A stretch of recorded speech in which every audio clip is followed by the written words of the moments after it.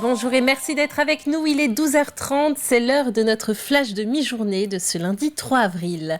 Et nous commençons avec cette nouvelle annonce pour le secteur de la pêche. La Commission européenne a annoncé ce week-end qu'elle renonçait à l'interdiction de la pêche de fond dans les zones protégées d'ici à 2030. Des zones qui pourraient représenter à ce moment-là quasiment un tiers des eaux européennes. Un recul qui ne règle pas cependant l'autre sujet de colère de la profession, le Conseil d'État qui demande au gouvernement de fermer d'ici 6 mois des zones de pêche pour protéger les dauphins. 400 personnes étaient hier à Saint-Gilles-Croix-de-Vie pour une marche funèbre dans la ville, évoquant la mort de la profession. Le port de pêche de Saint-Gilles, c'est l'identité de Saint-Gilles, donc sans le port de pêche, Saint-Gilles ne serait pas à ce niveau-là.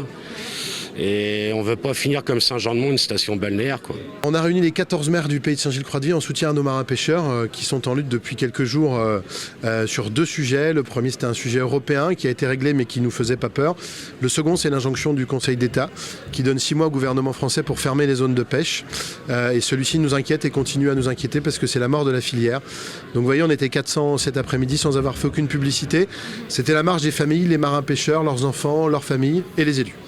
Et le matin, une marche semblable a réuni 1000 personnes à l'Île-Dieu, toujours en soutien aux pêcheurs. Santé, depuis ce lundi, la loi Rist rentre en application. Une loi qui plafonne la rémunération des médecins intérimaires afin de rendre le CDI plus attractif que l'intérim, mais avec le risque de voir ces intérimaires partir vers le privé et donc d'avoir certains services qui ferment faute de personnel. En Vendée, les discussions et les négociations entre les différentes parties se seraient globalement bien déroulées, même s'il reste encore quelques points à régler vendredi à Fontenay-le-Comte. La question des maternités est évidemment au centre des discussions. Une solution pérenne a été trouvée pour l'ensemble des maternités de Vendée. Il y a donc Sables d'Olonne compris. Il y a des travaux encore en cours sur les urgences à Fontenay, mais c'est des discussions qui ont lieu et qui sont plutôt au cours du mois d'avril. Mais lundi, les situations sont stabilisées pour la semaine. Et comme je vous le disais en début, les négociations à certains endroits pourront encore durer quelques jours. Un sujet que nous évoquerons plus en profondeur dans notre édition de ce soir avec notre journaliste Alix Lanos. En bref, un important incendie samedi soir à La Roche-sur-Yon a nécessité l'évacuation de 25 personnes d'un immeuble. C'est une chambre qui s'est totalement embrasée au premier étage d'un collectif. 5 personnes ont été hospitalisées. Une intervention marquée par un jet de projectiles à l'encontre d'un des véhicules de secours. Le SDIS 85 décidera cet après-midi des suites à donner. Fleuristes, esthéticiens, coiffeurs, pâtissiers, électriciens ou encore maçons, Challans recevait la 34e édition du concours départemental du meilleur apprenti de France. Un concours qui attire de plus en plus de jeunes. De 222 participants l'an dernier, ils sont 268 cette année. Certaines disciplines étaient réalisées en direct, d'autres préparées à l'avance. Il n'y a pas de classement à proprement dit, mais seules les médailles d'or et d'argent auront la chance de représenter la Vendée au concours régional. En fin de journée, ils sont 97 à décrocher le fameux sésame. C'est une expérience à faire. Moi, personnellement, mon patron m'a dit de le faire et j'avais envie aussi de le faire parce que je perds rien. C'est de l'organisation, faut être motivé, je pense. Pas forcément du talent, mais la persévérance. C'est beaucoup d'entraînement. Et aussi l'entourage, il compte beaucoup. Pour préparer, forcément, il y a des moules, on prend un petit peu, on prend beaucoup de temps. Et c'est de l'entraînement. Il ne faut pas lâcher surtout.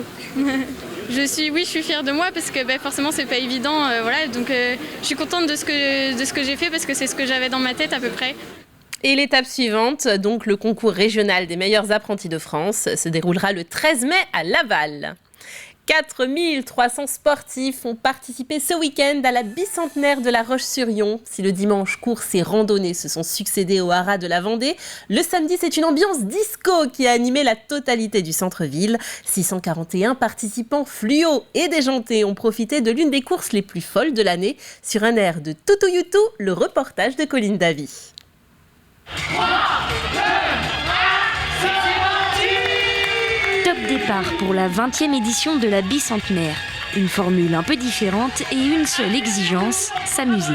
On a proposé aux Lyonnais de venir faire la fête ce soir pour cette 20e édition, déguisés, joyeux, colorés, thème disco pour cette belle soirée. Un peu de musique pour se mettre en jambes, quelques chorés avant le départ et des déguisements plus colorés les uns que les autres.